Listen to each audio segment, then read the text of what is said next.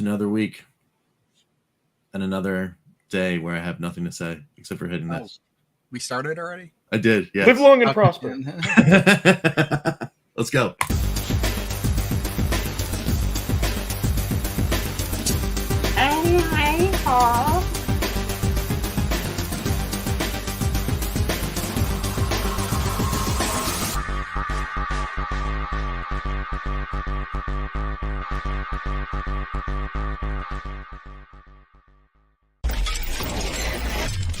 RTFC.baconicecream.com.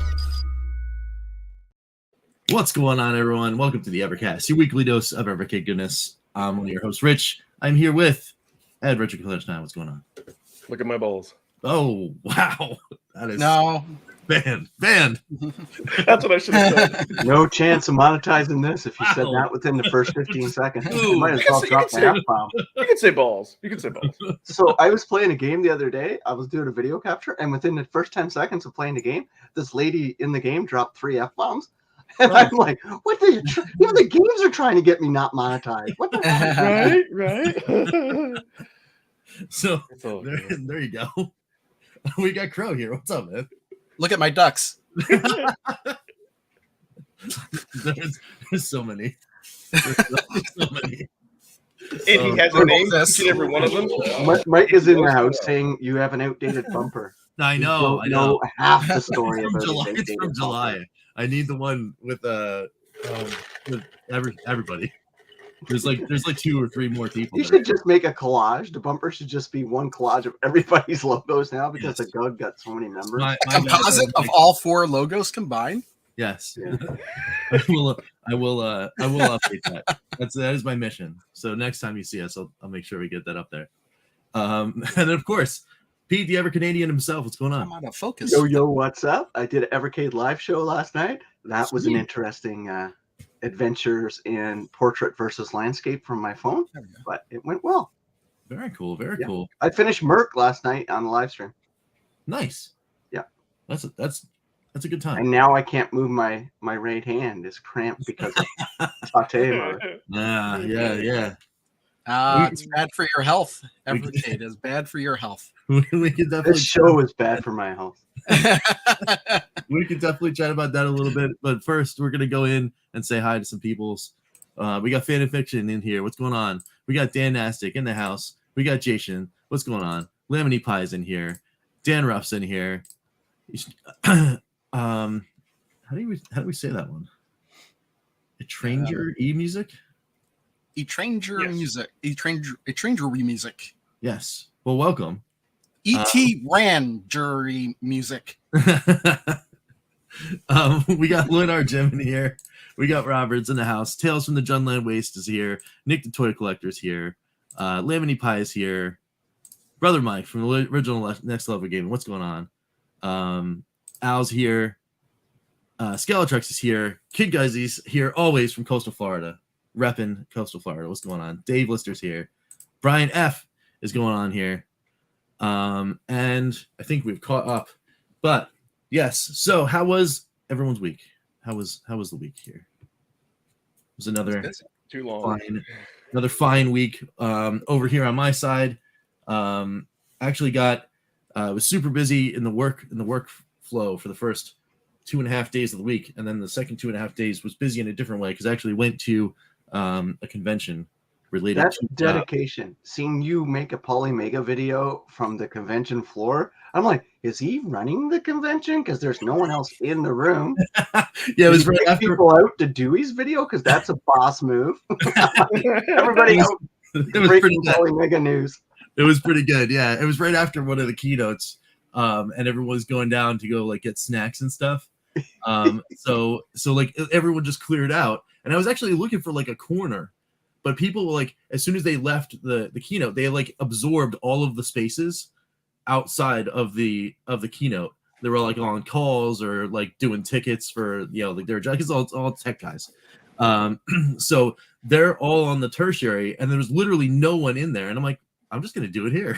Let's go. I just turned around and started shooting, which was awesome. Yeah. So but yeah, no, it was pretty fun.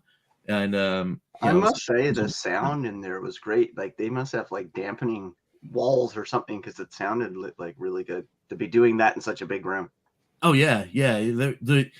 They have like that convention center always has like great like audio sound things. Like there's like double thick walls everywhere because around that entire area are other smaller halls that are all connected in that big square. So it's weird to see it, but that room is surrounded by other rooms that could fit like 200 or 300 people each. It's very strange, but It was a very great cool. location to film that update. Yeah, it was neat. It was neat. Yeah, it was in it's the Harris at Atlantic City. Was where that was. But yeah, that place is massive. Also, that entire thing was on the second floor of the convention center. So right under it is an entire other floor of the same thing, a space that size with other rooms, or the exact same size around it again, which is cool. So I was actually like where I was sitting directly below me was the show floor, so like all the vendor spaces and all that kind of stuff was there. It was very neat. cool. Yeah, it was really neat, really neat. So, but other than that, that's it. That's all I had. But I did get to play some games. Especially when I got back, I jumped in to the Evercade fans hub over on Facebook and decided to participate very poorly, I might add, but I did decide to participate in the Lunar Lander Challenge. Hey, at least you can land. That's all. I need to work on that because what's that one game on the Atari 50 where you start off as asteroids and then you do that? Like I can't get past that. Yes.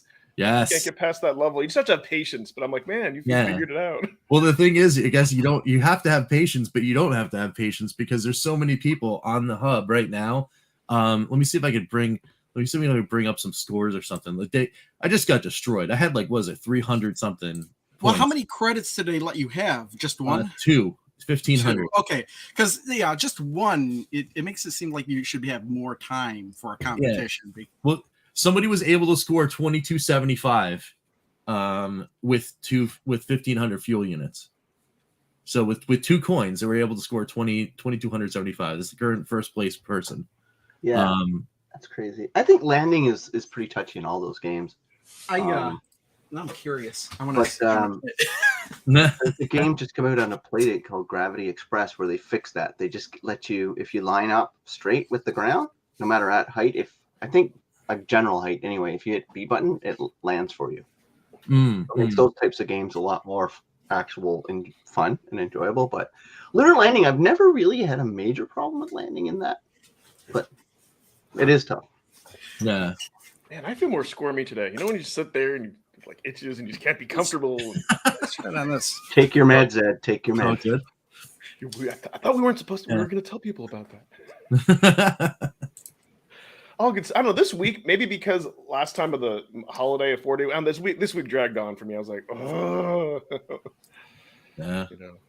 Well, we did have some cool things that happened there. There is the shining light coming from across the pond, because our news this week is finally, as our title suggests, Indie Heroes 2 is finally on the way to some people like us. I'm very excited. Yeah, getting my Flea plushie and my cart, which is going to be awesome. I can't wait to dig in. And I think though, I'm actually going to wind up playing most of the games that were Game of the Month before I get into the new ones. I know a lot of people are just going to play those new ones right away, but I think I'm going for Game of the Month because there's some games there I've got put mental notes of I need to get back and play that because I had so much fun. Yeah.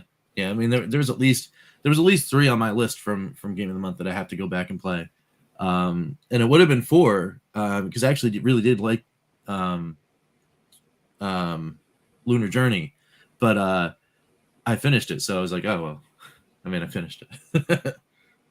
So, wow, Ian Hobbies pre-ordered Indie Heroes 2 on the 26th. It's shipped the next day. Wow, that's awesome. So that's weird. So real quick, so I can show. So I pulled the chat on that 2 days ago, or the chat, I should say, the channel or whatever. And I asked. I mean, there's 2 days or 31 people voted, so 10% of the people just ordered the cart. Yeah. 48, And then 6% from Fun Stock, and then order the bundle. And that was before I got my ship notice, because I was like, where is it? So that's weird to me. Yeah, that so many people got, so there, at least, I guess, of the people polled, there's a handful, like 6 or 7 of us got the cart, right? In that poll. I'm part of the I ordered the Fun Stock bundle, but yeah, I mean, it's kind of weird, but I guess it's all spillover from the shipping stuff, right? The stuff that's out of people's control. We were actually just talking backstage, and some people got their shipping notification, but it's from a different carrier than they're used to. Like DHL instead of Royal Mail, and all that kind of stuff. I'm actually and it's limited. There's like no tracking information. There's like warning because I'm telling you, mine's coming from like a German place, Deutsche Mail or something. Yeah, I'm pretty sure that means DHL, but yeah. So Phantom Fiction got his from Songbird a couple days ago. Video Game Plus haven't even notified people. I don't think, have they? No. Anybody order from Video Game Plus in the chat? Did they get a notification from them? Are you still talking about the Indie Hero 2? Yeah. Yes. Okay.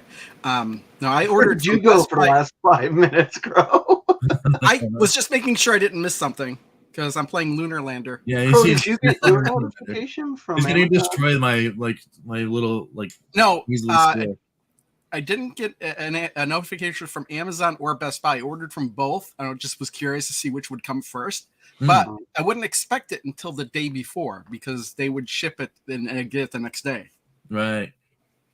Well, it is technically, this is the day of release, right? It's like I thought the day of release was January 31st. I thought that's what it said. Oh, was it really? Yeah. Oh, well, we should fact. Aren't we the show that should know this stuff? Yeah, absolutely. Yeah. I'm wondering. Like, I'm wondering now if we can get like an Evercade update, because like Indie Heroes 2. We need a roadmap. Plain and simple. Yes. They need to get a roadmap out. There's no excuse. Get a roadmap out. I agree. I agree, and it's like, because so I guess from Sean, I could probably hear lurking from his point of view, he said that they didn't want to overshadow it, but I'm like, no, we need it to be overshadowed. We've known about Indie Heroes 2. Yeah, I agree. Overshadow it. I don't think that makes sense. And I appreciate, we know they're going to take care of like the limited editions, but that doesn't mean we don't want to hear other news. You know what I mean? It's like, come on. Yeah, because every company, like almost tons of companies are doing roadmaps now, like software, hardware. Like there's, well, not so much hardware, but a lot of companies who have software doing roadmaps. Like they're like spitting them out all month long. Companies are shoving out their roadmaps, right? Right. I mean, no one's assuming they're going to stick to it 100%, or it has to be fully fleshed out with actual names of carts, but just a general indication of what is coming in the realm of the collections, like what types of collections. That is just cool, and that gets the community engaged and excited, right? To know out of the 12 carts, there's 4 micros coming with question marks. Oh, or 1 Amiga and 3 question marks, and there's like, that just excites, gets people excited, right? Mm-hmm. Thank you. That's all that I'm asking for. Blaze should hire me, and I can write you up hire me, and I'll do roadmaps for you. But that's all. Go. Nice. Pete is offering his service. So mine's coming Royal Mail, which is cool. Yours might be stuck in that cyber war. And it departed the hub, so it's definitely on the way. What's going on in England? They've had van thefts, mail strikes, mail cyber attacks. Like, what are y'all doing over there? Who y'all making mad? Yeah, like, who hates packages? Like, what's going on in England? Are you guys just fed up because you're stuck on an island? Like, I don't know what's going on. Oh, so speaking of making mad, I guess while we're here, I can, if you want, I can go over the second poll. So this is just a curious question, that I've been asked as myself, like, what, like, if I would stop spending money on Evercade and possibly sell my collection, if like, what would be like my hill to die on? What would be other people's hills to die on? And so, I was curious, and so I kind of like thought, would be some things like if Blaze sold, like a big company to something like EA, because if they did that, like, it would just die. It would be riddled with microtransactions. I meant to say, like, if they came out with, like, in a year, but yeah, if they just like flooded with a bunch of carts and it turned into limited games. This one was my favorite, though, and this was in the lead. Actually, this one is in the lead. If Shot and Ride Confess didn't like hot dogs. Yeah, I just voted on it. Yeah, that's it. That's the one. Yeah, or they had a digital storefront. So I thought Yeah. actually the funny the funny thing is, other than this one, kind of like if they did like these three, like that would make me extremely. Oh, can I get on my digital store rant? That really pisses off the community. That would make me extremely unhappy, because if they did those three things, well, guess what? We already have the Nintendo Switch. So I guarantee it's going to come. It's got to come in their next hardware. You're going to see a digital store. I guarantee it. You'll see it in Evercade DS 2.0. Yeah, but we won't see that Better for not. years, right? Geez, no, Blaze, they'll ship that this year. No. Man, all they do is ship quality hardware. No. All they do is ship hardware every year. It's crazy. I don't know what kind of gnomes they got working for them. They're just insane. They're insane. Well, some companies can't ship stuff in 4 or 5 years. Wow, Blaze yes. is like, hey, step aside. We got this. We got have this. to be. Let us do We'll it. just like here. It's just take some of that Blaze Magic and shake it off somewhere else, so we can actually get to those other Because products. Just like, move aside, people. We got stuff to do. Man, Yeah, For sure. Because for me, especially, like, having a Steam Deck now for a while, like I really appreciate having like the old school experience, having the physical media with the book, like that. Like that's what makes Evercade special. That's like the one thing, other in the curation. Otherwise, you might as well have some other digital, might as well have some other digital device and get your stuff that way. I'm all. I mean, I like to have my shelf and have it expand. So yes, Yeah. Please keep the physical collections going. Exactly. Like I like that the fact that they're not going to be something like I don't want them to be like limited games. Oh, we're just doing. I mean, every company wants to make money, but it's like, oh, we're just going to spit out a bunch of junk. We're just going to spit out a new a new game a new cart like every week, and then And I don't there's want them, some stickers to go with it. Or Maybe I shouldn't have played this on the handheld. I can't read the score. What are you doing? Oh, Here, Lunar man. Lane. Let's Yeah, it'll be interesting. Yeah, but Dan makes Can a you good focus point in there. on it? Roadmap probably in March, because that's when fiscal starts for. No, you might be 99% further out of all focus. companies. Okay. We're gonna move it over. there you go. Yeah, we see it. 876. Yeah, it took me a while to get landing without landing hard, because Got it. it's because I'm not used to playing on this little screen, and Whoa, I've just you haven't don't played even this in a while. play your EXP. See, if somebody's in the fans, you're gonna make the board. only reason I started playing on there is because the Atari cart was already in here. Nice. But I wanted to say Dan's got a good point, right? Because their probably fiscal year starts March, right? Because that's when it usually starts. So I think maybe that's when we'll see the roadmap. That might be. True. Yeah, well, and they did allude to that, right? Yeah. That it was going to be post. But then wouldn't they overshadow the limited edition EXP? Because that's coming in March. Yeah. True. So I think February's the month. We're gonna get. I'm saying it right now. February, we're getting roadmap. 100% guaranteed. Yeah, you say like by the 18th. By the 18th of February, we'll see it. So do you okay? So that's going to be the roadmap. Do we think Tuesday, since that's the official release date of Indie Heroes 2, they're going to drop the next 2 carts and open the pre-orders for that like they usually? Yeah. I hope maybe. so. I hope so. Would they launch 3 carts at a time? Oh God, I hope not. I mean, at 20 They something did that bucks, already. At 20 something bucks. I mean, well, yeah. I mean, they launched 4 with the VS when it came out. Well, we're gonna get a price increase this year. I guarantee it too for carts. Another price increase. I think so. Yeah. Really? I think they'll probably hit. Right now they're $29 Canadian, so I can see them probably going up a couple bucks. Really? Yeah. I mean, I guess everything's getting a little more expensive, but Yeah, you can't go to Subway now without spending like $16 on a sandwich. So Okay. What? Oh, that's Canada. That's right. yeah. yes, hello. Yeah. We're Canadian here. Like hello, yes, Canadian. Well, I just said $16 for a sub, and I was like, what? Well, it's not a secret, actually, because I always pay $2 extra to get avocado because I'm addicted to avocado. So I always put avocado on it. I would pay $2 to get them to take the avocado off. Yeah, and put your nuclear relish on there that you put on your silly hot dogs. And No, it only goes on hot dogs. It doesn't belong anywhere else. it doesn't belong anywhere, not else, anywhere. Yeah. But Well, yeah, I it see. exists. Chicago was the first time I ever heard of celery salt. Yeah, I didn't celery know- salt. Weird. Oh no, I I've didn't, heard I didn't that. know what that was. It's celery that has That's been salt. grounded up like salt. Yeah, I mean, I just didn't. I was like, wow, what is this? And then Disco I had it on a hot dog, 784 and I was like, wow, this is pretty good. Yeah. But I mean, I think we're in the lull again, right? I think it's not been bad. Yeah. We're getting a cart in January. Like everybody's already, a lot of Yes. people's already got it. So, Yeah. you know, we complain in that. I just think the roadmap is cool because that gives us stuff to reference through the year too. Like as we go Right. through talking about, oh yeah, that's coming. I forgot. Because remember last year we started talking about roadmap? We kept forgetting half the stuff that was coming until like it was like a few weeks in. We're like, oh yeah, that's coming. Exactly, yeah. And then we kept referencing said roadmap. And then it got delayed, but still. Yeah. It's all And good. I was gonna say, cough, cough. It gives us YouTubers cough, like more content for hype, something, yeah. cough, which helps For the sure. company, cough.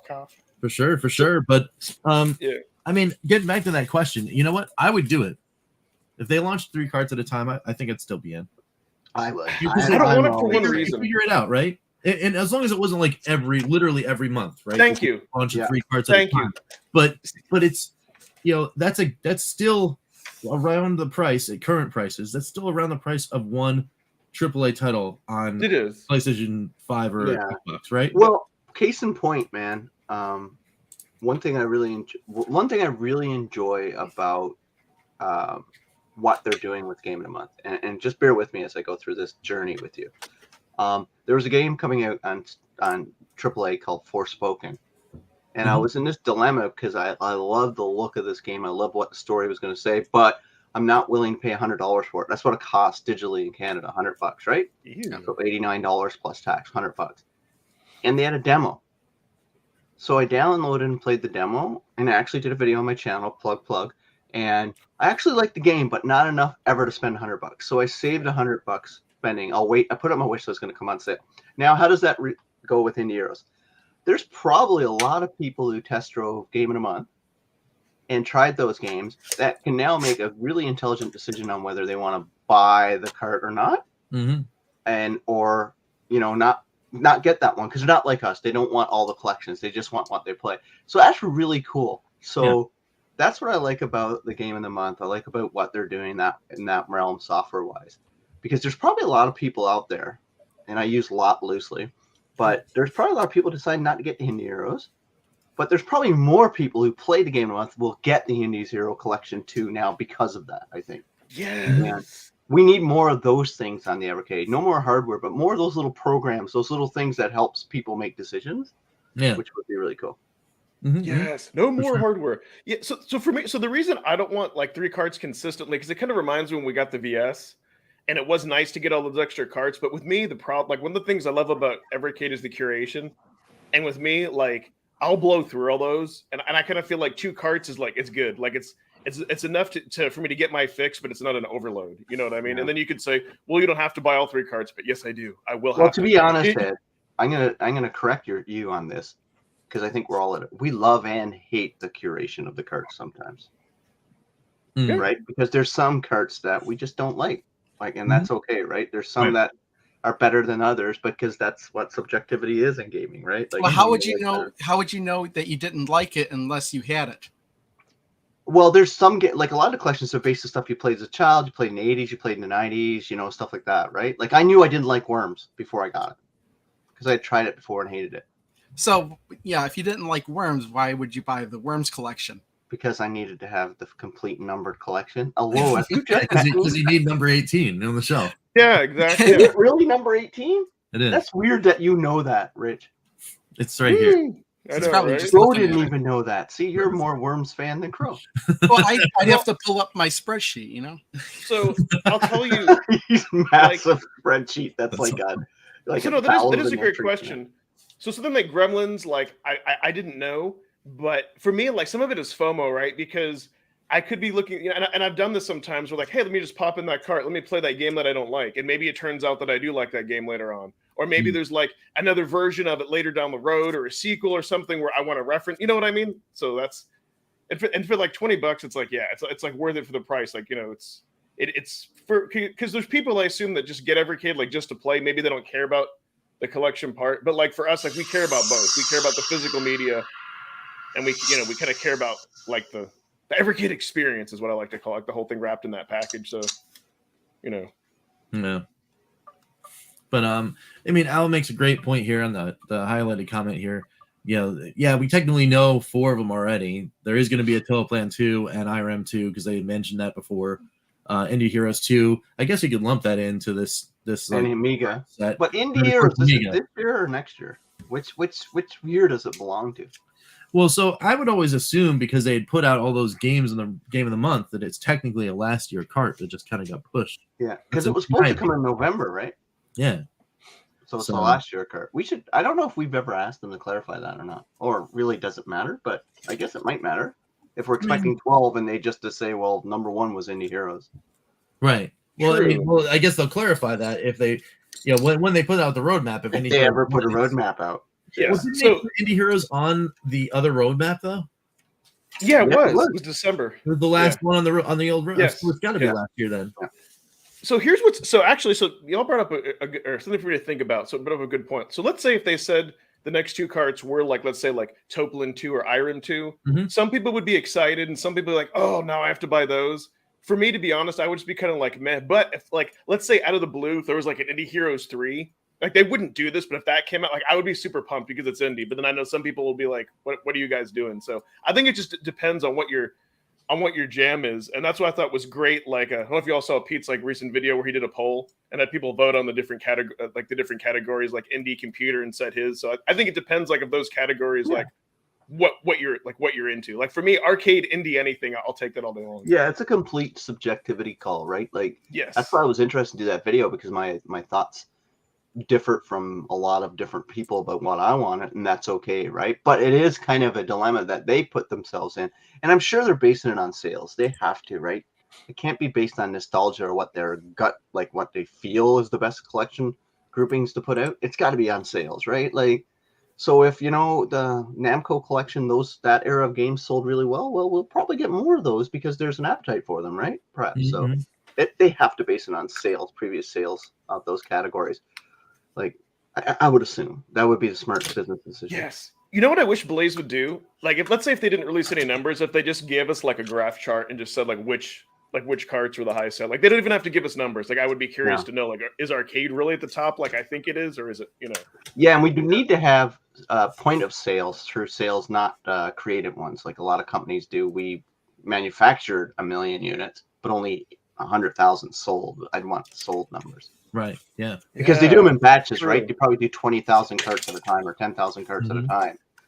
Like, you want to say how many of those actually went to users and consumers. Yeah, it would be kind of cool to get those numbers. I mean, obviously they're under no obligation to share those numbers, but it's standard in the gaming industry, right? Yes. Yeah. Well, people go to that NPD to get that data all the time, right? Yeah, it doesn't matter if if your numbers in scale is like tiny compared to God of War on PlayStation or something like that, but it's still interesting to know that Namco sold 20,000 units, right? That would be cool to know. Absolutely. Then you can rank it against all the other units and just say, hey, well, there you go. That's the data. Right. Yeah, you can actually see which ones like the public is responding to for sure. Yeah. Yeah. So. Steam is very open with that. And what's funny is they even put like the Steam Deck in that same category. Yeah. You can get it from the store. So, yes, no, they totally did announce the 11 new that they had 11 new deals done for cartridges. Whether or not that they're they are all new deals, but whether or not they're all new licenses, as in new companies, is a different thing altogether. So I would imagine in that 11, of course, is included the Total Plan, the IRM. And then likely more arcade, of course, Amiga, and some other stuff. So I think it's going to be a healthy mix this year for sure, of carts. It'll be exciting to actually see when it finally does get announced. I just hope that the next computer, and I know I'm not alone in this, but I hope the next computer collection has better curation. That's all I'm going to say. Well, I mean, to be honest, what's wrong with the Commodore 64 collection? So pretty. It was like there wasn't any games that were mind blowing, and pretty much anyone. Yeah, there was. Like, I mean, again, it's subjective, but like if you had Jumpman on there. But like if you look like at like a lot of people's comments across like all our channels and other things, they're like, there's and other YouTubers, they're like, there are so many better games, so many different unique. You know what I mean? Like there wasn't anything. Well, here, look at it this way. It's apparent that they could only get the licenses to games by Epix or Usin, because that's all that was on that cartridge. Right. So yeah, but it's a combination of the game collection and then like having the virtual keyboard and messing with the controls that kind of for me made it like more like meh. Like it's like a combination. My argument to that is you never really have to bring up the virtual keyboard during the game that you're playing. But to start it though, like oh my god, just to like start and get into some of those games. And for me, like the Evercade is supposed to be like an easy like plug and play, right? Like I should just be able to get into the you just should be able to get into the into the games and just I don't know. Well, I think the cool thing is in my opinion, the cool thing about the C64 collection is that they took the step right into the microcomputer world. Is it a hit for everyone? No. And that was apparent through everywhere, Fans Hub, Twitter, here, everywhere, right? But the cool thing is that they are going to continue to do that, which means that the curation or the controls will wind up getting better because let's give the team more time to figure all that stuff out, right? And then and then of course there's going to be input. There's going to be community input. It's like, oh well, thanks for putting out this C64, this Amiga collection, and these games were great, but oh man, I want to see this, and that kicks off the adventure. Oh my god. Crimson, yes. Okay, so I put a note on mine when I pull PC DOS Tandy collection. I would love to see some of those games because the Tandy had some really pretty cool games that had really good graphics, and that's the obscurity I'm looking for. I'm in the minority there, but yeah, PC Junior too. Remember that enclosed architecture that IBM put out, the PC Junior system? I used to play tons of games on that, But wouldn't those games just be available on other platforms too? I know, but you can say that for everything. Amiga, you can say that for Genesis titles. Like there's Earthworm Jim was available on Super Nintendo and Genesis. But were any games developed specifically? Yeah, some were developed to take advantage of the graphics chip and the display that Tandy had versus other ones that like EGA, VGA, the Tandy. Okay, maybe I'm thinking of something else. Then. Yeah, they had different outputs, right? EGA, CGA, VGA, and all. Well, not VGA. Well, yeah. Yeah. But I'm just thinking that separates the company, right? That separates the retro brand, their niche. It might make it even more niche, but I think it actually helps put Evercade on big YouTubers and big places. Like, yeah, man, you want to play Tandy games in 2023 for those 8 people out there? Well, go to Evercade. Right. Someone said like Lee, that's a cool thing.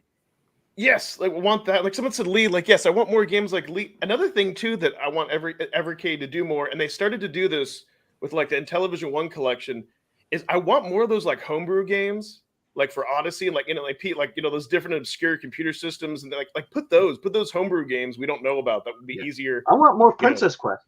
That came in on the Intellivision collection. The Coleco version is the definitive version. Like I want more of those games because the Coleco version of Princess Quest is amazing. The Intellivision version is a big step down, but the Coleco version is like pretty darn cool.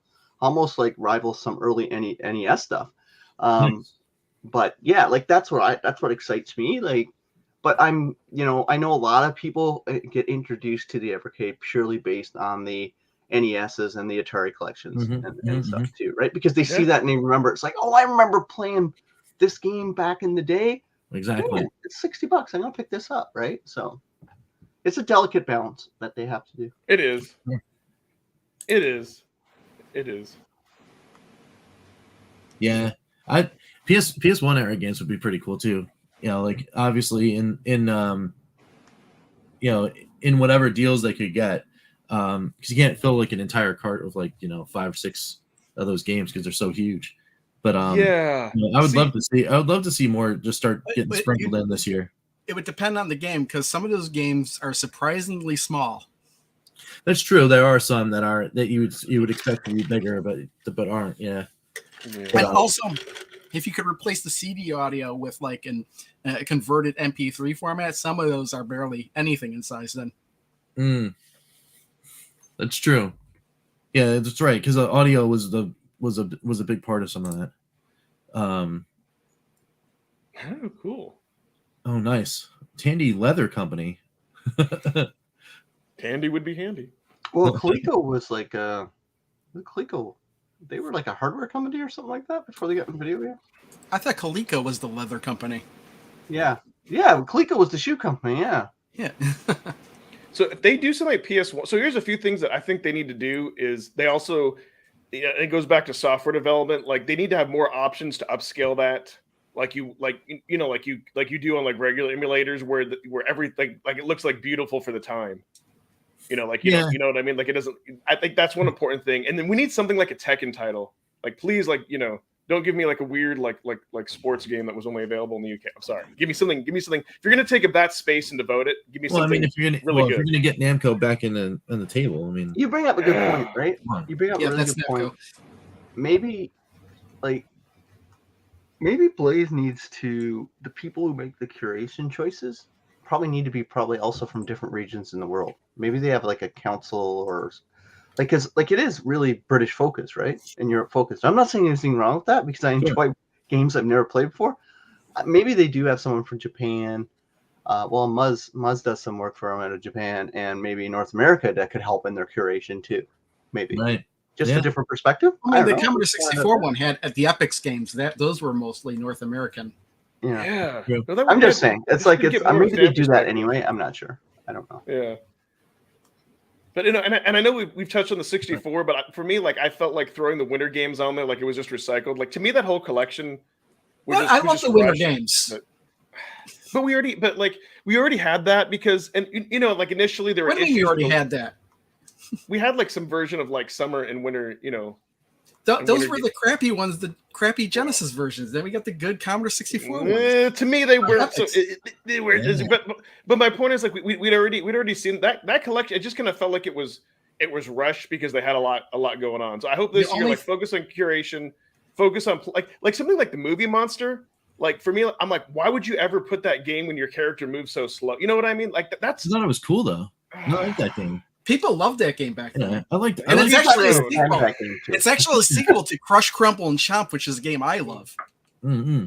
Which you couldn't really play on the Evercade because you really need a keyboard to play that game. Yeah. Listen, I'll sum it up with what Pete said. It's delicate balance, but I think you also have to pick game. Like the Intellivision 1 collection, I thought they nailed that. They picked good games that everybody liked and had good controls. And so maybe that set the standard too high. And then for me, like when they had the sequel and they had this, I was like, well, what happened, guys? What did you... I don't know. So I'm not positive on what the Vulkan graphics driver might be able to do on the hardware that Blaze uses, but if that's compatible, it could open some doors. They could live long and prosper. the more people do work on these things, the more compatibility you can get. It'd be awesome. That'd be awesome. I think you guys said that. Yeah. Oh, for sure. For sure. All right. Yeah, a lot of those Epix games, like when I was growing up, I mean, a lot of those Epix games, like were super fun for me.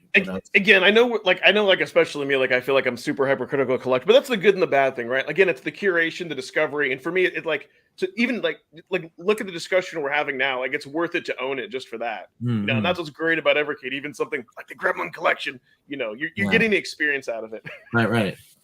Oh man, that's a tough call. If you had to positively choose between the two, EXP or VS, I don't know, man. Well, VS for sure.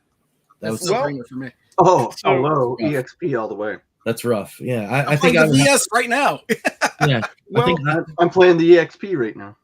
I don't listen. I don't have my EXP, but I can just for my recent lifestyle. I like that I can be on the couch and play things. And I think too, like for me and Pete, like I think like having handhelds is like maybe even more nostalgic to us because I know. I'm not saying you guys don't like handheld, but we really like handhelds, and I mean it's like that's like something like. Well, I could sit on the couch and play the VS if I wanted to. Like some of my first consoles were those handheld sports games from like '79, right? Like where you that's the ones. The football one, the Mattel. Football. I had football, I had baseball, I had hockey, I had them all, and that was my first real introduction to video games, right? Like, I didn't have the Atari in '77 or anything, but yeah. So I've always liked handheld gaming. Like, hello. Yeah. My channel. I should clarify because right. True, you can play it on the couch, but you can kind of quietly like be in the corner and play your game when you're hanging out with the family. You're not tying up the TV. They're not having to hear everything. You know what I mean? You can kind of be invisible and still hang out. Yeah, I mean, I would lean EXP over VS for me just because of that. I mean, it started with a handheld, right? You know, like this whole adventure with Evercade started with a handheld. So, although I would miss the opportunity of being able to, you know, do the multiplayer stuff. But I mean, there is another option there for me to do multiplayer. Well, it's not just that; it's the fact that I could use any controller I want on the VS. That is also true. That is a good time. So, but yeah, I mean, it was a cool question, but the real answer is I'm glad we have both. Yeah, exactly. Okay. Like, you know, it's like you're picking your favorite kid, right? Like, right. Like I knew Crow's answer was going to be what it was because we talked about it a few times. Like, you know, that's how he prefers to play. Like I'm playing Gateway to Apshai right now while I'm talking to you guys, and Crow's playing his VS while talking to us. So both are perfectly acceptable. Mm-hmm. Exactly. So no, it's kind of funny that like for me, like kind of like after work, there's kind of like a time where me and my wife are just kind of hanging out on the couch and just touch base, and sometimes in between watching shows and doing stuff, and it's easy. It's like quicker just to pick up a handheld and pause than to have to like pull out the controller, switch the inputs on the TV. You know what I mean? Mm-hmm. It's like you can easily kind of like you can jump in and out easier with a handheld, I think, because you can just pick the thing up. So that's For sure. kind of more. But either way though, so yeah, I would miss the VS. The VS is a little bit easier to capture footage and do other things and having the multiplayer aspect. But I do wonder that when I get my EXP, I'm like, it'll have game of the month, it'll have all those other things. Will my VS become more of just a capture machine? So that that'll be. yeah. So now I think it might be time because we're already 42 minutes in. We were trying to get this one done. Let's get back in to Gremlin Collection 1. Start talking about these games. Let's do it. Yeah. So we're gonna start off with this guy right here, and that is Premier Manager 97. What do we guys want to have to say about Premier Manager 97? I was always taught that if you can't say anything nice, don't say anything at all. What was that? Oh, yeah. My producer says I need to be quiet during the segment. Hey guys, I have to drop off because the cable guy is here to fix my cable. So see, any excuse to not talk about the game. Hi everyone. It's serious. No, I gotta get my It's a true story, but yeah. So, all right. It is a true story. They knew before the show started. So Thanks. bye everyone. Thanks for hanging in. Yeah, Oh man, That was almost too perfect. Oh, wait, was that? My cable guy's here too. No. The thing I thought was funny about this, like, I just couldn't get into it. I couldn't because I'm not a really big fan of soccer to begin with, but I did like the aspect about building the stadium, and I thought it was kind of funny how there were Evercade advertisements they put into the game that you could put on the stadium. I don't know if you saw that. But they do that from time to time. They put something Evercade related in some of these games. Like I know in like the summer and winter games of the Commodore 64 collection, if you look at the high scores before you start playing it, Katie's on there. That's awesome. Oh, that's cool. Yeah, I mean, I guess it is kind of cool that they because they do work on these ROMs, right? To kind of like make them work a little better. But yeah, throwing a little cool thing in there. I didn't notice it because, to be honest, I tried. I tried really hard. So you know where my mind just went? So I just imagine let's say Ryan has like his desk set up like Katie is like sitting next to him. He's like, okay, you've got to get this high score. And Katie's like, I'm trying. And poor little Katie gets worked to death. All right, you got on the board. You're good. I forgot that you were using my footage, and I looked at the screen. He's like, why is my name in the game? Oh yeah, you're using my footage. Yes. This is you too could watch Crow play some Premier Manager 97 on Crow. Why is it flashing? Little plug. Well, it's all the matches that I'm not playing. So not that I'm actually playing. Yeah. So listen, I know when I reviewed some games, which is maybe like a bad reviewer, it's like I can't get into this, I can't be forced. But for me though, that's like how it is. Like I know myself. Like to me, like if I was sent to hell this would be my existence. Hey, Ed, you can play games for the rest of your life. Oh yeah, this is going to be the game. You've got to go through, like for me, like it's way too nerdy, and it's just like, you know what I mean? Like it's just like so not for me. If it was a baseball simulator, if it was a football simulator, not this football, but the regular football that I'm used to, and or not even just those two, maybe hockey simulator, I'd be fine with because I'm more into those sports. Yeah, I mean, I've played NFL football manager games, and I've found like some like minor interest in them, but it's like to play them without being able to play the game is like, it's just an interesting thing, right? Yeah, like give me a good football game or something. You know what I mean? Like give me like that's kind of the thing. Like give me the actual like. Oh yeah, well I got one for you, Ed. Look at that! It's Super Bowl Sunday on the Commodore 64. Wow, is this one of those simulator games? It's a simulator by Microprose. Oh, Avalon Hill, yeah, Nice. Avalon Hill. But yeah, to me, just like looking at all these numbers, it's like. I don't know, like I can see like an accountant like really. And inside you get a ColecoVision book for the football game for the ColecoVision. Yeah. For some reason. Well, so the weird thing about this is, like so soccer in and of itself, is a very physically active sport, but it doesn't have a lot of, there's not a lot of score movement. So you're almost taking all of the action out of the game and just watching the box score go by. Yes. And it's like you don't have any control over it. Like, I mean, I guess you could maybe pause the game and do your substitutions or something, or to try to. Yeah, that's what you're supposed to do. Yes. I think. It'd be like playing Mario, but you don't actually like get to play the game. You just get to see like the flagpole go up and see the scores and like how many Goombas you killed and how many turtles. You know what I mean? It's, right. And then you get a chick. You get to pick. Do you want to go down the warp zone or do you want to go to 2-1? And then it plays it for you and it tells you your score. I don't know. That's exactly. That's. And again, I would be fine with a game like this on a collection if there was like 20 games. So that's what's weird. Like there's 6. Like notice even with like Atari, like a system that's like beloved by a lot of us. Like I could understand why like a lot of people would look at the simple graphics and not like it as much. But there's a ton of those games on there, so at least they kind of make up for it. Like that's why this collection was weird. Was weird to me. Even Worms made sense that there was only 3 games because you had a PS1 game. It was focused. Just this whole collection is really weird to me. Well, you had 2. There's a PS1 game on this collection. And there's a video. There's a huge video on that game too, and we're talking about actual soccer because it's got the making of actual soccer on it, which is a video file. That's true. That's probably. Yeah, I know that. Well, and that video back then, even compressed, is probably still pretty huge. Yeah, but then I would argue like Nintendo games are like 20K. Like they could have squeezed. You know what I mean? They could have squeezed more. I think it's licensing. I don't know. I don't think it's capacity. Nintendo 64? Well, it might just be emulation. No. I'm just saying, like they could add more game. Like they could put more Nintendo, more Game Boy. You know what I mean? Like even if it took up like 900 megs of the gig, they could have easily squeezed on. They would have had like. Again, it just could be what they can get for the licensing to keep the price at the $20 limit. Yeah, that's what I think it is. But then, and again, this is just my opinion. I think that when you go to I love the lesser game model.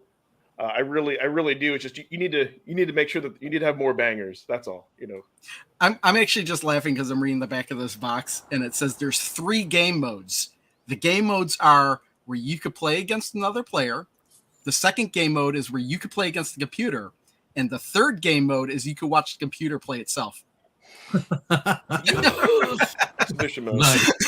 I mean, it's like people do that though. Like I've seen people go into like simulation mode and things like Madden and stuff, and and just like amp up their teams to just watch them battle each other. And then like, okay, that's fine. Like like when you're doing something silly, like I saw this one guy. He did a video where he had an entire NFL game exist. Only instead of 100 yards for the field, the whole field was 1 yard. They put like the 2 best teams against each other to see what would happen, and the score racked up. It took 24 hours penalty. to the game.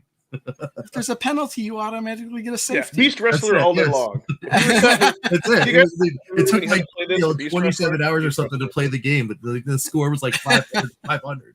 Like that's fun. Like I just I don't know. Well, if the whole field was 1 yard, you're talking about excluding the end zones, and yeah. So it was literally. So that would mean that the midpoint of the field would be the half-yard mark. Yes. Okay. Yes. So then they would just like plays, and if you got tackled in the backfield, that's a safety, and if you got that yard, it's a touchdown. I mean, it was such a weird. How does punting work in that game then? They would every punt tried was a onside kick attempt, because if you recovered the onside kick, then it was a touchdown. But if they recovered, then it was like I think it was I scored it as a safety or something. It was weird. No. If they touch the ball in the end zone before they don't catch it, it automatically goes to the 20-yard line. Oh, that's right. It'd be a touchback. It'd be a touchback. Yeah. So then they'd start at their 1 yard line. Yeah, I guess it would start there. Yeah. It's just it's so wild. I can't remember the name of that guy who did the video, but it's fascinating. That's fascinating, right? Yeah. But here we are talking about other things you could do with simulation in another game that you could actually play the game in. Where there's this one is just the simulation. So listen, as far as like point and clicks, like as much as I love something like SimCity or whatever, like for the NES, like I don't want that on Evercade. I don't want something like Monkey Island. You know what I mean? Like I've kind of played those games. And I actually wouldn't mind seeing the Super Nintendo version of SimCity on the Evercade. Yeah, some of the they play. I guess some of those point and clicks I wouldn't mind either. Well, for me, like they play better on other platforms. Like I would just rather see something like different. That's all.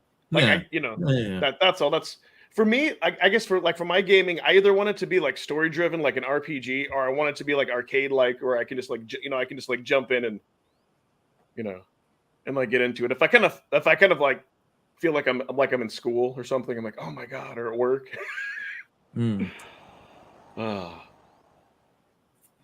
Yes, for sure. If there's a second Commodore 64 collection, I want to see Space Taxi on it. If you like Lunar Lander, you love Space Taxi. Oh, yeah, it's like a combination of Lunar Lander and Crazy Taxi. Oh wow! See that? Wait, really? that excites me. Yeah, that's what you pick up passengers and you take them to where they want to go. But every time you land, it's like Lunar Lander. You have to land without crashing. That's cool. Ooh. All right, I'm about that. I'm all in on that. I'm about this. So anyway, it's safe to say that this one, okay, there are some people that are probably going to be really, really happy that Premier Manager 97 is on there, because like that was the game that played that one summer. But for everyone else, I think this might be like you could pass this one in it. I think it would be okay. Yeah. So, but by hearing what the game is, you already know whether or not you're going to like it. Yeah, that might be. It's one of those things that like knowing what literally what it's called might actually give you an idea. But now it's time to go to another game, and this one's a PlayStation game. So let's go. Well, Hardcore 4x4. I wanted to like this game. I really did. I did like it. I didn't put this as number one, but I think I would put this as number one. The problem I have with the game is it's something that I think it's mostly the camera and the visuals. There's the one level I think where you're driving on the volcano and you just don't see the road at all. Thank you. That's a little weird. Yeah. That's you know what? That's the main issue that I have with this game. Other than controls, you can't see the friggin' road. Like everything blends in. Yeah, a lot of times the side of the walls and the road blend together. Yes. One time I just drove right into the wall because I thought that's where the road went. Right. Like right there, you can see that's the wall, but it's the same color as the ground. Yeah, that's true. To be honest, that's what really ruined this game for me. For a driving game, you need to have clear direction. I could get used to the controls, but between that and like how you don't see the road until you turn, and I get that it's off road, but I'm like, of all the racing games that we could have gotten on the PS1, why this one? I mean, I understand licensing, but sorry. Yeah. The only weird thing though about this game is like I actually enjoy playing it, and I guess the except for the volcano level, none of that other stuff really like bugged me too much, but it is moderately irritating to watch the car clip through the bottom of the ground every 5 seconds. Well, actually, I didn't even really. It happens so frequently, you don't even notice it. But it kind of bugs me because it's like, oh, well, is it like is the game even attempting to accurately portray what would happen with your suspension as you were going over these things? I mean, clearly the answer is no, because you're just like driving straight through a hill, and you're like, the car didn't even go up. You're just going straight through. It's kind of crazy. Yeah, it's a pixelated. And that's the thing. And another thing too, like a lot of 3D games just don't. I don't know. They just don't age well. And I think this is like an example versus like pixel art is. I don't know. It's just like. And though, as far as the PS1 era stuff goes, I have immense rose-colored glasses for all this stuff because this was the system that, like, I would buy games day and date release for. And it was the first system I bought day and day, release for. So like, I gave a lot of things a lot of passes, and there are some games though that like absolutely look gorgeous, even still to this day. Most of the 2D stuff that came out on the PlayStation era is like that. See, sorry, let me interrupt. But see right there, that turn, like you bumped, like you would think you would go left. And that's like, nope. why I hit the wall because I thought that was where the road went. Right. Yeah. Well, and there are like shortcuts and stuff in the game, but you can't even rely on the fact that you might be able to travel like over certain things or behind certain things because, well, do you trust that it wasn't just somebody slapped that texture on that wall just because? Or is it actually the thing you need to do to like go through like the shortcut thing? So, well, I mean, as soon as you get through like 1 or 2 laps, then you remember. Right. Yeah. For sure. But did there's a hidden game in this game? I did not know that there was a hidden game in this game. And you didn't watch my video. I didn't know. There's a hidden asteroids game in this game. Really? Yeah, it's called Roids. That's awesome. Roids. It is, and you instead of asteroids, I think you get to shoot the developers' heads. That's crazy. I was imagining like needles. Is there footage of that in this video? There might be. I'm not 100% sure. I can't remember if I did that or not. Let's see here. I mean, this one's a long video. Yeah, because I beat the game, and then it might be at the very end. Okay. Oh, they don't give you a preview. But... Wow, that's snow level. Where's Roids? Games. Console. Oh wow. Jeez, that's even like worse texturing. Well. Video. Oh, I want to see Roids. Actually, pretty cool. You can fast forward just in StreamYard. Bumps of 3D. Yeah. Yeah, and I know there's licensing, but it's just that would be cool. All right. Let's see here. You know what? It's not in this video. Oh well. But you can see the game ending if you want in this video. Oh, the end of the game. You said this is a long video. It's only half an hour long. Oh, is it? Yeah. Maybe there was another one. I downloaded something off of this collection. It was like a 2-hour video or something. I was like, whoa. What's the last game that we have to talk about? Brainbender?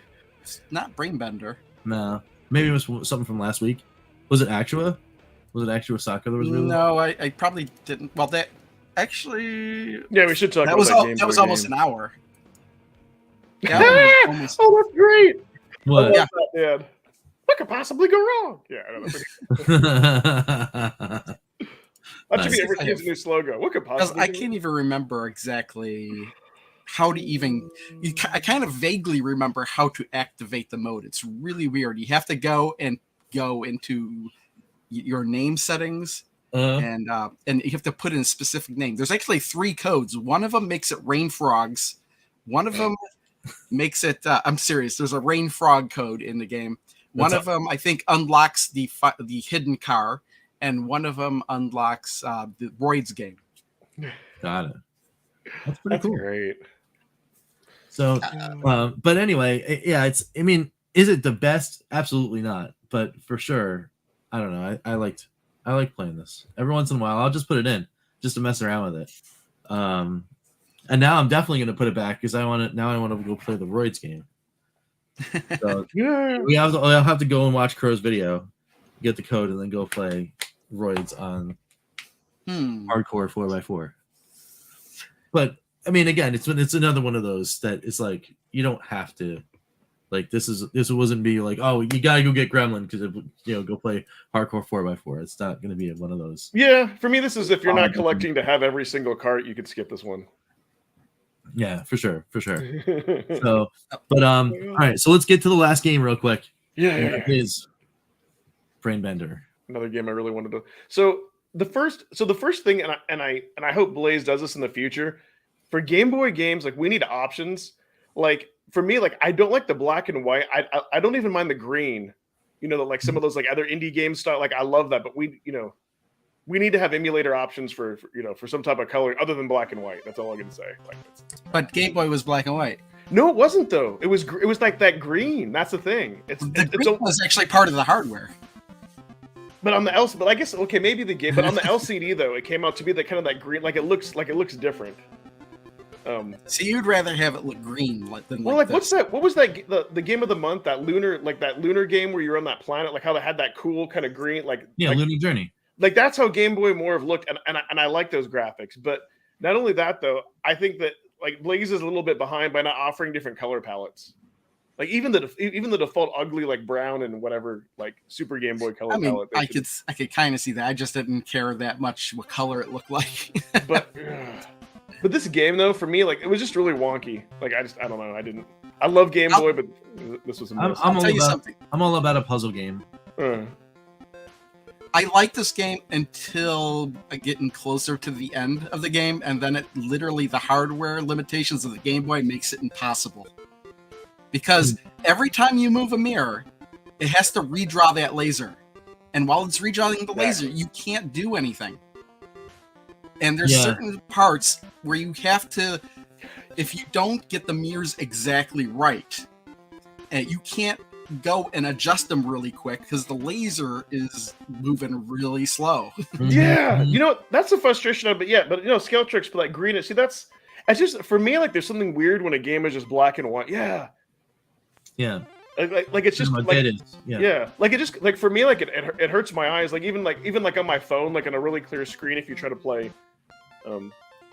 But yeah, Crow, I kind of just had that issue, like just to, like the control, like it just kind of felt slow to go fast forward. Was Quest Erase like that too, or was that black and white?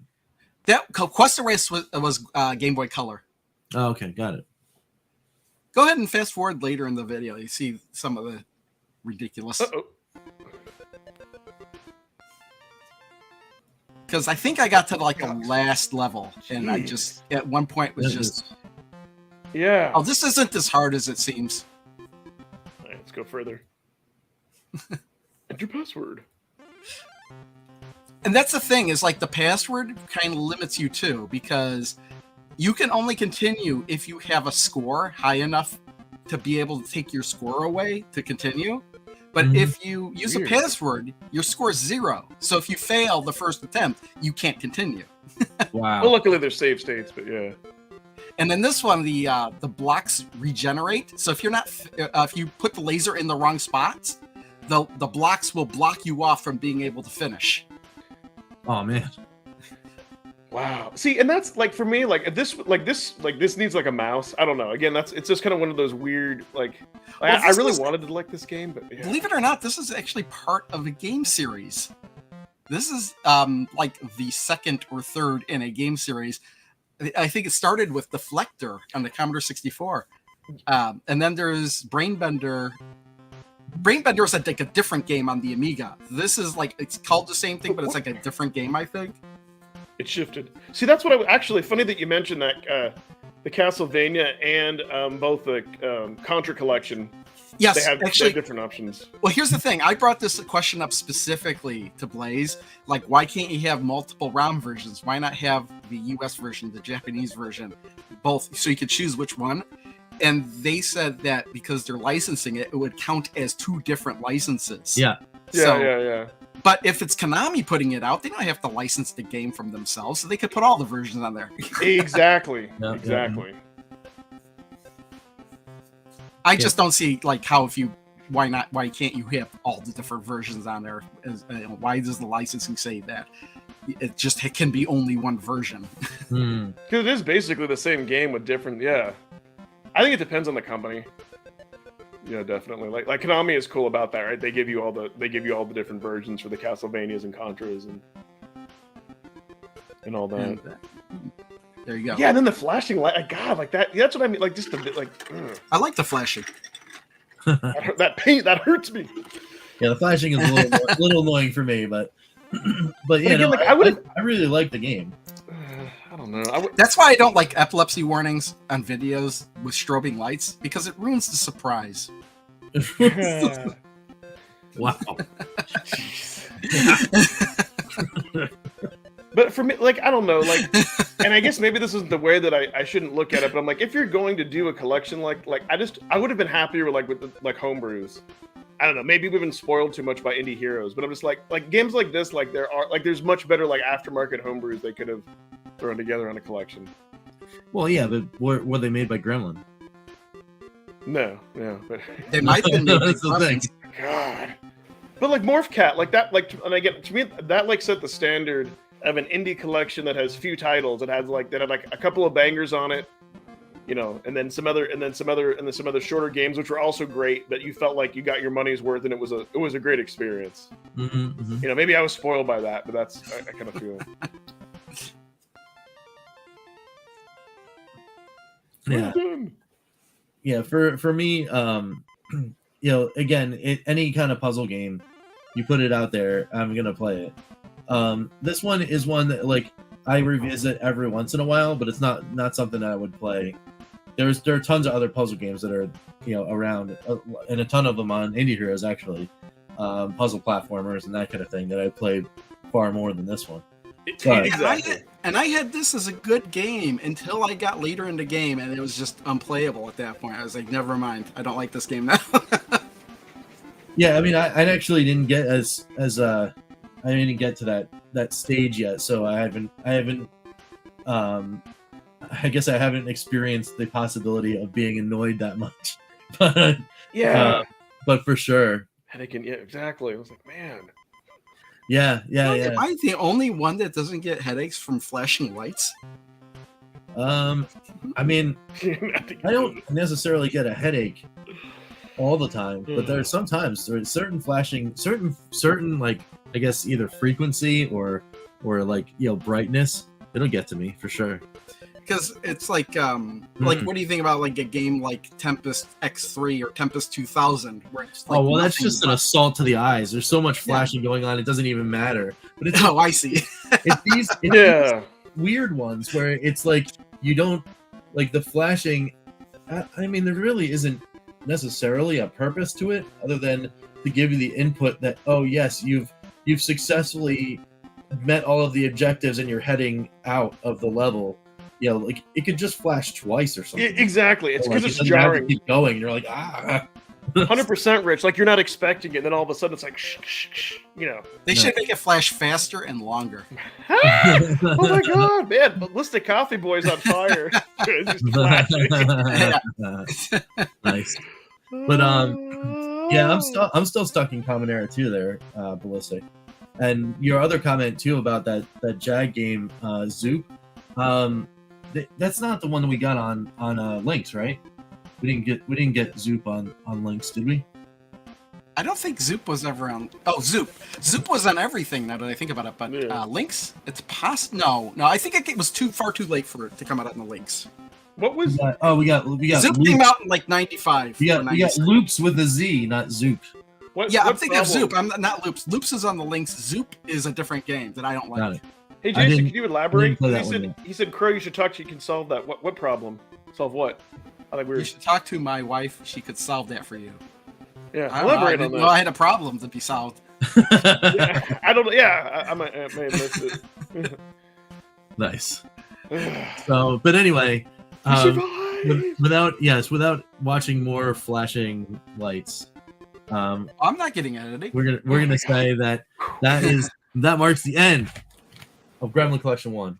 Yeah. So, if you were to pick one though, that's me. I think we did this Giving last you a week. Headache. That's Yeah. me. Oh, jeez. So here's. I got you. Yeah. So here's. No. If I wanted a headache, I just have to go to work. No. So here's my whole thing with a collection like this, and kind of looking back in retrospect, and some people may not say that it's fair. So for me, at least, like Blaze has set the bar now, where when you're in a world like competing with all other emulation devices, and other handhelds like the Switch and Steam Deck and everything else out there, that you're looking like you want to look at a collection and just be like blown away, like, oh, So for me, that's like the expectation that's like set now. Like I need that excitement. I need to be excited. And maybe that's not fair to judge on the collection, but I can't. I need something that's like above average. Like I need something really good. Yeah, I mean, I would hope that would be like the goal inherently. And I kind of agree. Hey, thanks. I kind of agree with that assessment, but it's subjective, right? No one knows what is great and what is not. Right? Yeah. So it's always going to be. Yeah, it's just an opinion. I mean, somebody on this might think the Gremlins collection is the best collection. It's got the greatest games because that's their opinion. But it's fine. And I won't take that away from anybody, but and again, I'll keep going back to like the Cathedral Owl collection. It's like, hey, here are 2 great games that you can get cheaper than you could buy them on Steam or the Switch, and you get a physical copy, and you know what I mean? So okay, here's the thing. But Owl's Awakening is a different game on Steam, but it's the DLC is the game we got on the Evercade. Yeah, I actually bought the when I finished it. I went and Owl's Awakening went on sale, so I bought it for like a couple bucks. It was only $2, $2 or $3. So I might go and check that one out just to see, because the one we got is like an expanded version. There's more to it, but the original version is widescreen, and even though they say it's 8-bit graphics, it's more 16-bit graphics. But Cathedral, I'm actually still playing that one. That game will not end. I keep thinking I'm at the end, and but you know what? I entered the door. Oh, here's the final button. No, it's not. But you know what, Crow? You did actually bring up another thing that is special about the Evercade. Things like Awa that was going to be put on a cart, Micro Mages that was put on a cart, even like Roneo's Tale. It's great seeing those like aftermarket games that were initially designed to actually be put on the cart. You're like, okay, cool. Yeah, yes, it's emulation. Like I don't care, but now I actually have a physical copy and I can play it on a modern console versus like I don't have a Nintendo or what. You know what I mean? So I love that. Like that's like the whole cool nostalgia. Let's play a little argument here. Is the only argument that it's got to be on a physical cartridge, because you could just load it up on a flash drive, and then it's on a physical cartridge. Right. But that's what, like I've said though. But like Evercade, like they get, like we all know it's emulation, but it's kind of like, but they give you the illusion. It's not physical media, but they max that illusion really well. You know what I mean? Otherwise, kind of the point is, if you can do that, then you might as well have a device where you can just load up a bunch of ROMs. But with Evercade, it's the experience, it's the curation, it's the they give you something special. Like for me, it's for value. Like other people, it may not be a value, funny. But for me, that is. The other day, I was thinking of something, and I could make the argument that digital media can't exist without physical media. Oh wow! Because when you're downloading something from the cloud, you're downloading it from something physical onto something physical. Even though it's digital, it's going to exist on a hard drive somewhere. Yeah. Well, then stored somewhere. Yeah. So it gets into what like your definition. Actually, I did put out a recent video about kind of like about that. And for me, it's like I think for physical media, like the nice thing is, and again, people have different definitions, but to me, physical media is you have this physical thing, you don't need to download anything else. So like you can play it in offline mode. You have the most current version. You know what I mean? You have the most current version, and that's where I kind of talked about that. Like, do you trust your source with something that is digital? So yeah, there's that. All those discussions are awesome to have, and yeah, you can dive deep into all that stuff. It was funny. One of my friends was like, "Oh yeah," he showed me some movie, and he's like, "Oh yeah, it's got the Blu-ray and a digital version." And I said, "Well, isn't the fact that it's on Blu-ray, isn't that already a digital version on the Blu-ray?" Oh. Get the whole family busted in. Yeah, everyone's coming in. That's All right. awesome. Oh yeah, you ready to come up? Oh hey, check this out. Oh, Hey Tim. Oh, Yeah, Tim. yeah, and actually, so now that we're getting into plugs, heck yeah, actually we on Calling All Retro Gamers, we had Tim on as a special guest, and we had a blast. A lot of fun. Yes. Not only was that, great stuff. so if y'all haven't, you also need to check out Tim's channel. He plays like everything from Atari to arcade, lots of like iArcade stuff, good things from Atari 50, all kinds of things. He'll go to arcades and all that. So yeah, if y'all haven't, you should check out his. If you like the type of stuff we do, I think you'll like his channel. Yeah. Turkey Down bacon now. here. You want to go down? Turkey bacon here once. Yes. No. I definitely agree with that assessment. Yeah, it's the bacon posse. That's right. I like how you just get baited. It's like, all right, you're that's live. That happened. That's awesome. Mama's taking Douglas. He's going to his appointment, buddy. We can hang out. Yeah, he's like, yeah. He's not too sure about it. But anyway, speaking of things that happen on Calling All Retro Gamers, right after the show at 1 p.m. EST over on the channel, there'll be another fine feature of the Legends Gamer Mini and my quest to play random games and put a quarter in them, known as the One Credit Quick Click. Today's game is actually something I didn't even know existed until I came up. And the game is the SNK version of Double Dragon. Oh yeah, the fighting game. The fighting game. Oh wow! Yeah. Oh, I forgot about That's I was like, wait, what is this? I saw Double Dragon. I'm like, oh, okay. I guess I could play Double Dragon. It's fine. And then I saw like there's like just like 8-player fighting. And I'm like, what is this? This is awesome. It was cool. It's I can't remember if it's the first or second Double Dragon one-on-one fighting game. I mean, Which one came out first, Double Dragon 5 or Double Dragon on the Neo Geo? I think Double Dragon on the Neo Geo. I think Double Dragon on the Neo Geo did, yes, for sure. So, but yeah, that is the video that will be coming very soon on the channel. So definitely make sure you go ahead and check that out, and of course check out the replay of our episode with Tim, because that was awesome. And then of course a new one coming, another live show coming this week as well. Yeah, and I know I've teased a little bit, like I don't like, everybody has busy schedule. I think at some point we will get this certain next guest, but it's just trying to get everybody's busy schedules and whatnot. And I think they said they possibly would be able to do this month, but like I said, I'll as soon as we have it locked in, I'll say who it is. If not, me and Rich will have a good time. And on that channel too will be my latest Steam Deck video. I've been having a lot of fun, like tinkering with things and stuff, and may tie into the CoinOps X themes. And then on my own channel, I'm hoping for next week's video, and kind of one of the reasons I pushed my videos to come out on Wednesday, I'm hoping that either I do have Indie Heroes too, and I can give my first impressions and reactions and play through that, or we get the next collection. And I'm hoping, because usually Blaze does updates on Tuesdays, right? And so it's one of the reasons I moved it, because sometimes I'd put out a video and then it would get like overshadowed. I'm like, no, which I'm happy for the news. I'm happy for the news, and then it gives me a little more flexibility. So I'm hoping one or two of those things, because I really want to get excited again, back more into Evercade and Indie Heroes too. Yeah, for sure. Really excites me and all that. Nice. Yeah, very cool. And then of course on the bacon ice cream side of things, for me, it's back to Golden Axe Warrior. I am prepared.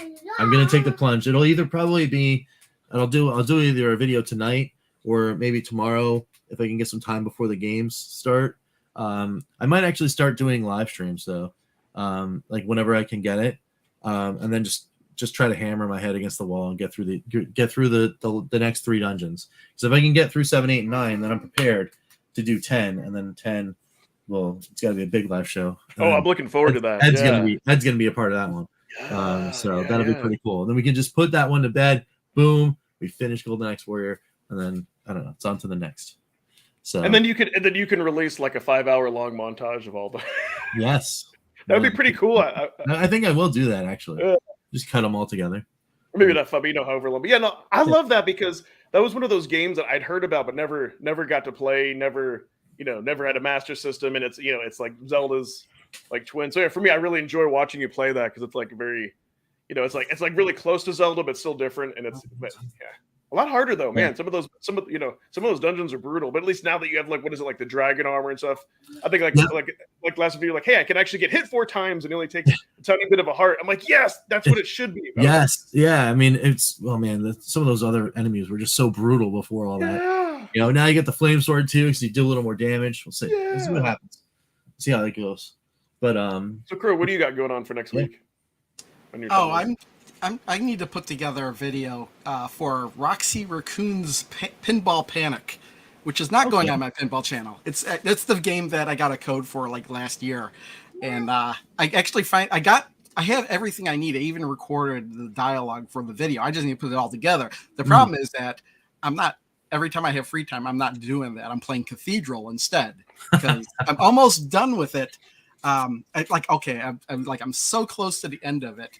There was that one part. I don't know how far you've gotten in it, but every time I think it's like the last boss or the final boss, it's like, oh, is this the final boss? And I thought it would take me to the last boss, but no, it's like a whole other level. That's what that game does. You beat a boss and you think you're. Then it's like, no, there's a whole other section. No, I'm stuck at the.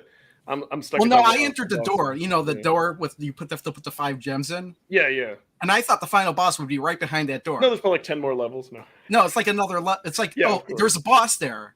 And I thought after going through the door, after beating that boss, it would take me right to the final boss. But instead, it takes you to a whole other level. Mm-hmm. And then I finished that. I finally opened up the door. I got the 5 things I needed to open that door. And it takes me to a line of doors. Only one of them's active. And I have to go through each and every single one. And I think I'm only like in the 3rd one. I think there might be like 8 of them or something. Yeah, so it gives you the feeling of the halfway point. They don't take that long to get through, but they're like the hardest levels, I think, of each section. But yeah, I'm so close to finishing that. Yeah, I even found all the books in the game. Yeah, see, I'm still at that one boss in the Bone Castle or whatever. I need to. The bone, is that the one you showed last time with the sarcophagus guy? Yes, yeah.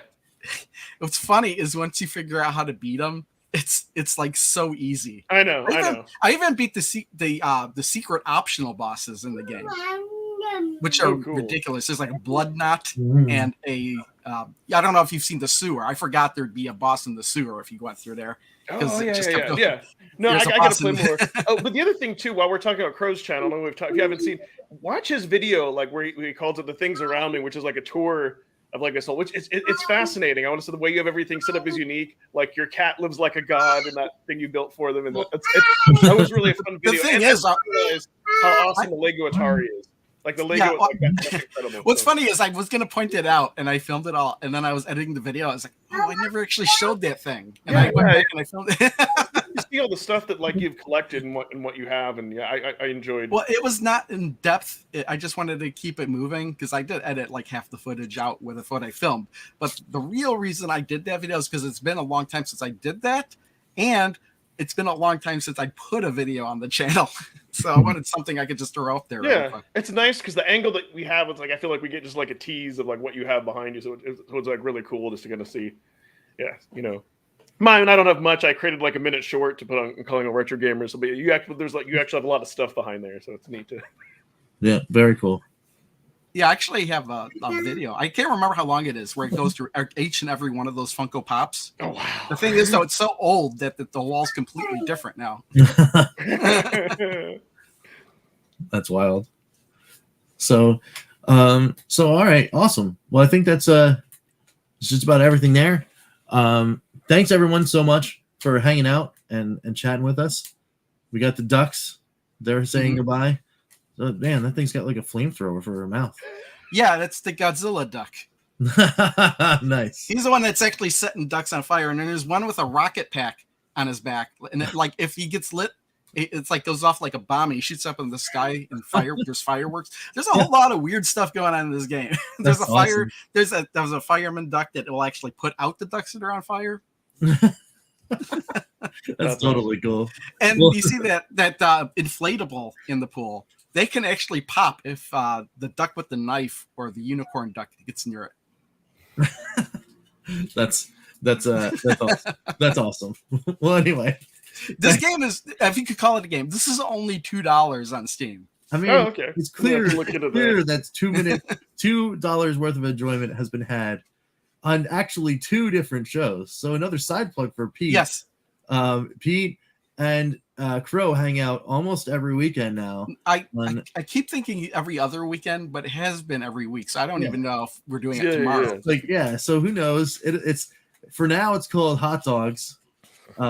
So if you just happen to check out the EverCanadian channel and you see a live show that's called Hot Dogs, you know it's Crow and Pete doing all sorts of weird stuff, like playing games with ducks in pools and stuff like that. What we've kind of started doing is showing off one game. Yeah.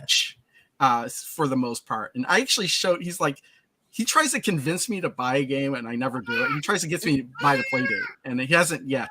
But for whatever reason, every game I show him, he's like, oh, I got to buy that.